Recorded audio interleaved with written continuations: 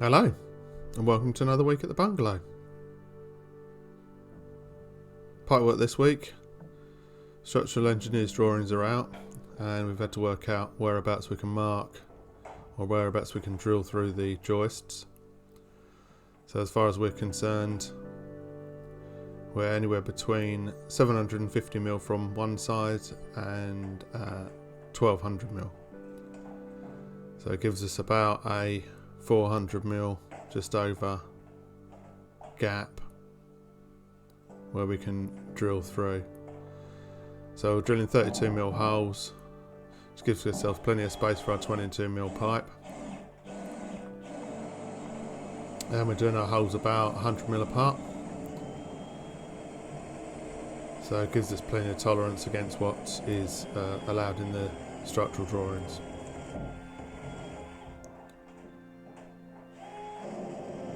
So a bit laborious, time consuming, makes your arms ache, makes your neck hurt.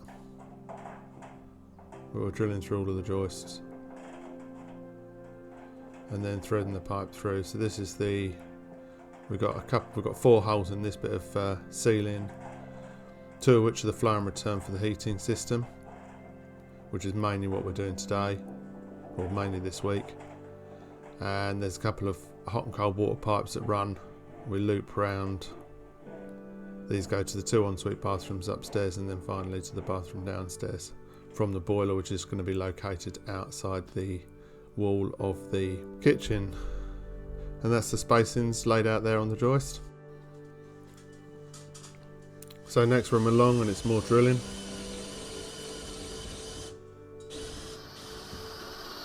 We're using 2 sorts of drill. We're using the spade bit and also using a auger bit. And then we've got the usual cordless drill, and we've also got an angled one just to make life slightly easier in those sort of tight bits.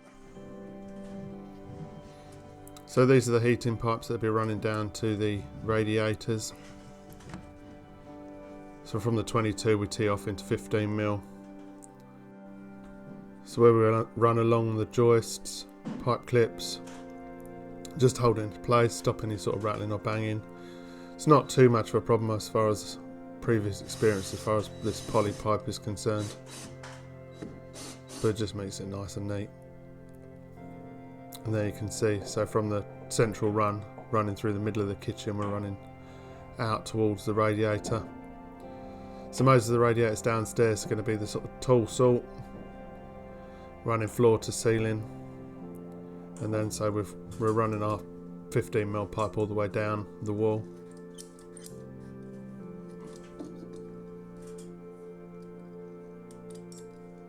And of course the best bit about the poly pipe is it's nice and easy to cut. Push fittings, and then these ones you just twist up the collar,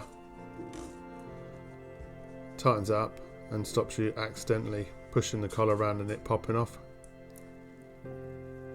which I quite like. I did have some before where if you pulled it back against the joist it would disconnect the fitting. So I do like these because of that.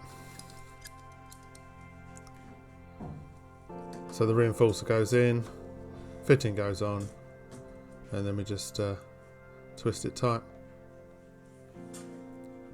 So with all these pipes, before we cover out with plasterboard, we'll be pressure testing all of it. So here's where the radiator pipes run down the wall behind the radiator. So we're sleeving it in a 21mm conduit, which will obviously then get plastered in, and the idea behind the conduit is to try and stop the movement of the pipe underneath and so stop the cracking of the plaster. So these are being clipped into place. This also keeps it nice and tidy as far as the look is concerned, so you haven't got pipes running down from the ceiling, whether they're in copper or chrome. Just makes a bit of a difference if it can just pop out of the wall and straight into the radiator. Load more effort, don't get me wrong, but we're hoping the final result will be good.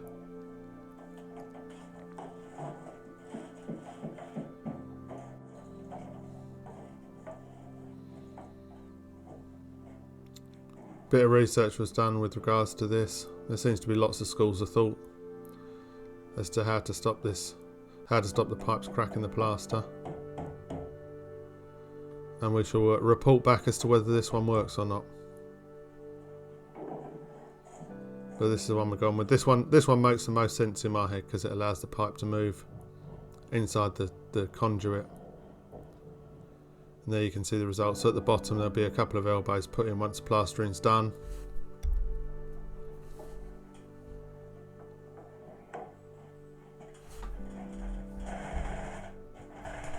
Back up into the ceiling space, threading more pipe through. So the two with elbows are the two hot pipes, or the hot and cold pipes. And then these central heating pipes are going to sort of sweep around the outside and join up.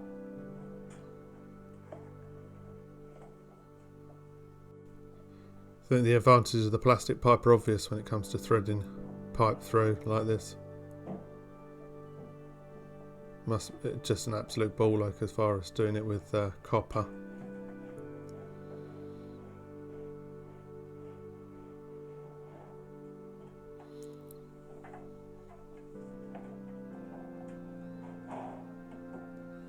I'm dropping down once again. So when we were doing the chasing out for all the cable work, these were being chased out exactly the same time, just slightly deeper and slightly wider. And then as we're putting the pipe in, we're taking bits of the timber out of the wall plate so we can run them down nice and neatly. Just trying to get them underneath the level of the plaster, or the finished plaster level.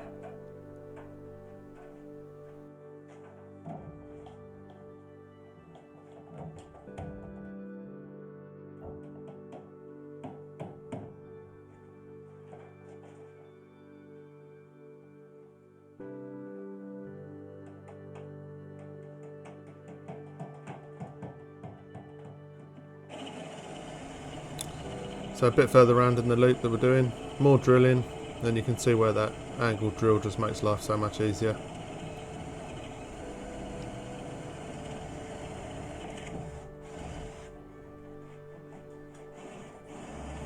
I mean, don't get me wrong, it still makes your arms ache,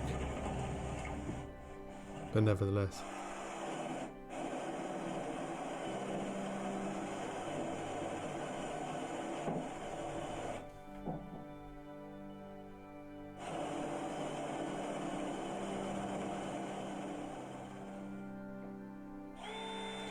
So here's where we take a bit of timber out of the wall plate, just to make sure that the pipe runs smoothly down into the chase in the wall. And of course, they always need a bit of fettling just to reduce the heights, just to make sure we're tucking it in as far as we can.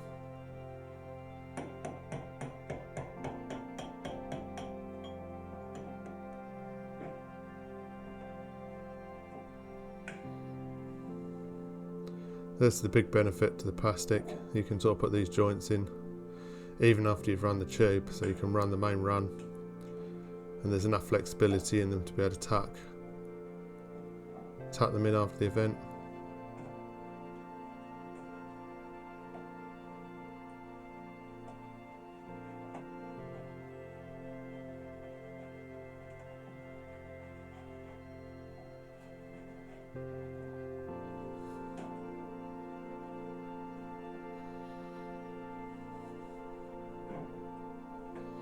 Then of course 15mm that's running down the wall.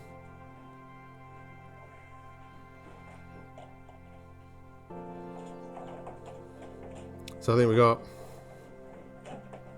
6 radiators downstairs, and they're all of the same sort. So this is a towel rail, but nevertheless same principle. So it's about 1800mm tall, 500 wide, and the radiator actually sits over the top of the pipework that's running down the wall.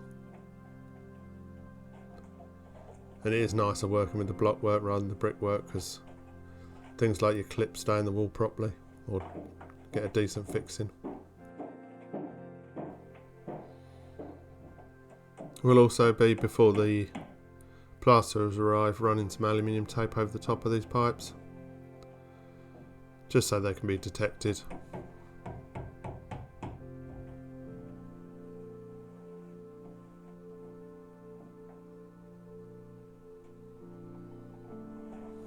But as we draw to the end of this week, next week, bit of outside work, as we've got the renderers coming in 2 to 3 weeks time. So we'll be finishing off a few things outside. Got a electric cabinet to move, and the rear boxing needs to go all the way down to the ground, so that needs to be finished off.